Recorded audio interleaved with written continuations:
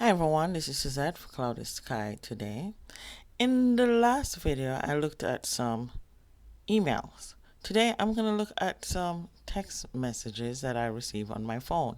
Now, I did screenshot and put them here because I didn't want to put other numbers in. But here, we see I get a text message reminding me that a package has arrived at the warehouse but cannot be delivered due to incomplete address information. Please confirm your address in the link. But let's look at the link. usps.postal.aso.top doesn't seem quite right. And I know you will agree with me. So I'm going to open up before we look at the number. We can understand what is .top. I'm just going to do it simple.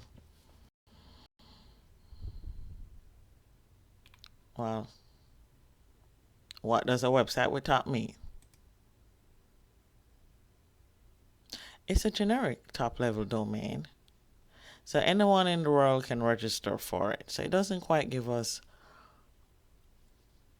where the email is coming from, but we can also look up, and I'm just going to open another window. United Postal Service. And you can see that their address is www.usps.com. I'm just going to, I like to block my location. Okay, and then you can also track your packages. So if you have an issue with your package, this is where you should be putting in the tracking number to track it. That's if you're expecting a package. Now looking back on the text message, we see that it does not say usps.com. So the domain is .top, not .com. And then there's also something in the middle of it. So the way domains are listed, the part that's closest to here, the actual domain is postalaso.com, not USPS. Well, not .com, .top. So, yeah. So if you're going to read a domain, this is the part that's prevalent.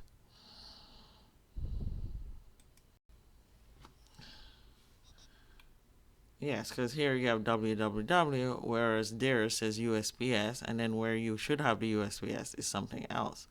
Now, what we can look up, area code.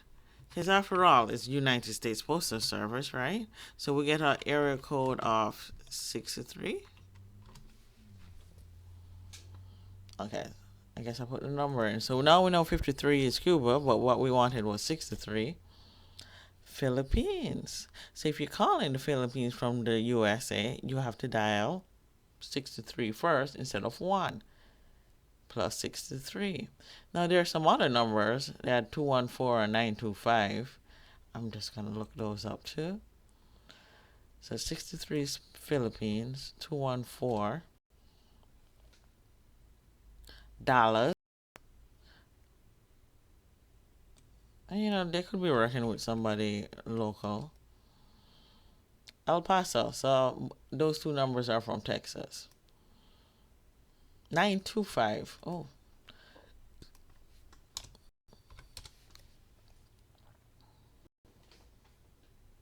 Oh, Northern California somewhere.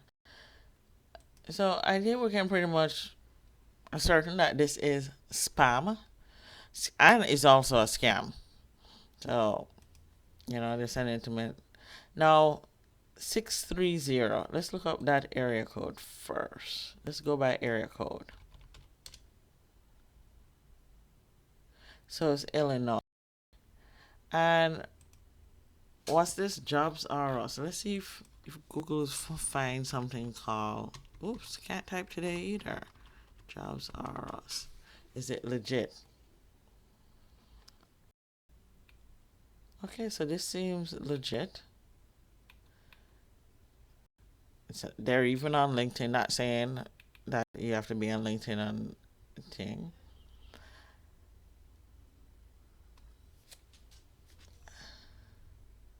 So this is looking legit. The next one, they're talking about debt forgiveness program, 800 numbers. We're just going to look up the area code 760. I like to see where they're calling me from. So this is Southeastern California, and it's a debt forgiveness program. There's a whole article on this, not by me, about some of this being scam. Now, a 94904, hello, is research pulse. It's that time. We're in that year where we have elections, so I guess I'll be getting more of these. And 904, since we're doing area codes, and this way we can all learn where we're getting these texts from, or not necessarily Jacksonville. So it's election here, so I probably will get bombarded as it get closer to election time with more of these. Now, this is just a poll, but I'm not going to answer it anyhow because I'm not confirming. One of the things I learned about phone text scams, if you answer them, if they tell you to stop or whatever, then you confirm that your number is real. So I hope you find these tips helpful, and if you do, please subscribe and also check out my other content here. Thank you. Be great.